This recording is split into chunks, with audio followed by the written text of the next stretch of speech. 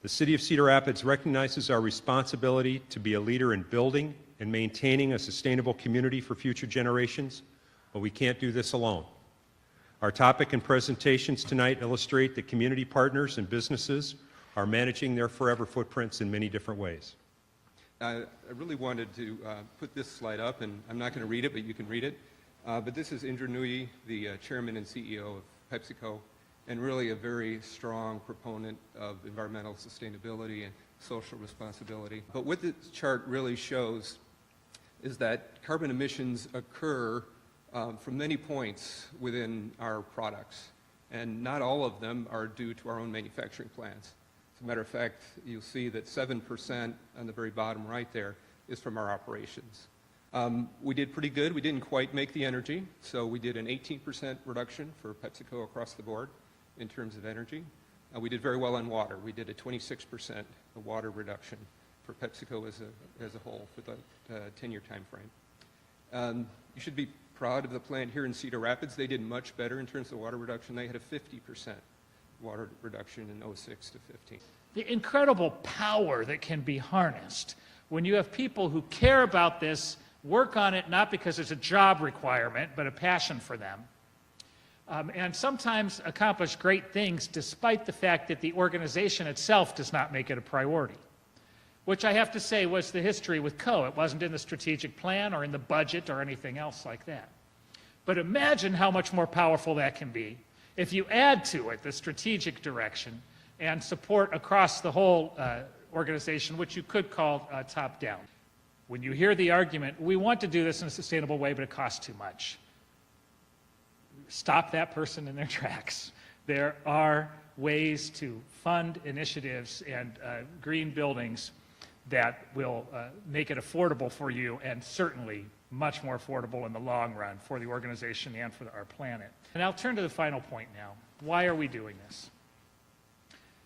The first answer is obvious. It makes practical sense. One of the reasons I'm so focused on this and have asked the co-community to do that as well is that I do believe that climate change is a very serious risk, and I believe it affects all people across all national boundaries or political parties or whatever it might be. It has become politicized in America, which I think is a terribly risky kind of environment in which we should operate. This affects all people and all organisms on our planet.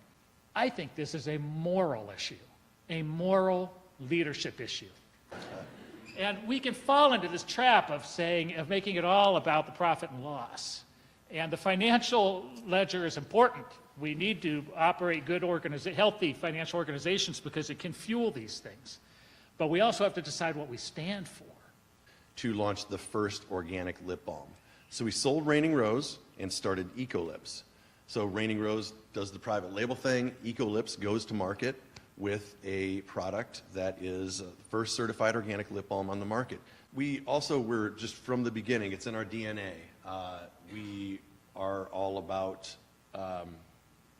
taking care of people, taking care of the environment, and making money at the same time. So we adopted the B Corporation principles. And so, but it's really about a triple bottom line. It's people, planet, and profit.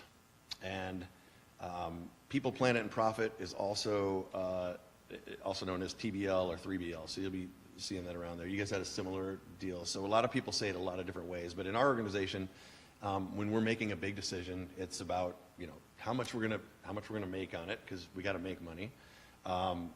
What's the impact on the planet, and how does it impact the people?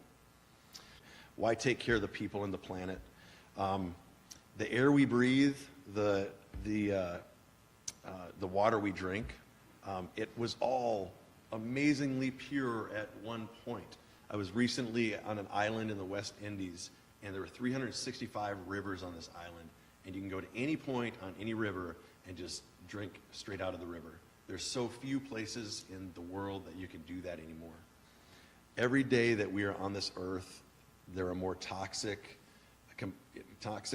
chemicals hitting our waterways and getting into our drinking water, into our land. So it's just getting harder and harder for us to be sustainable.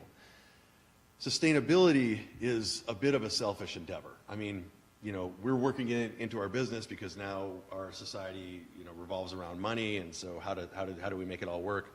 But really, it's about it's really about us. Like, Mother Earth's going to be around, but the fact is, we need to take care of future generations, and that's what we think about, taking care of people. We're taking care of the planet so that we can take care of the people and have our species survive.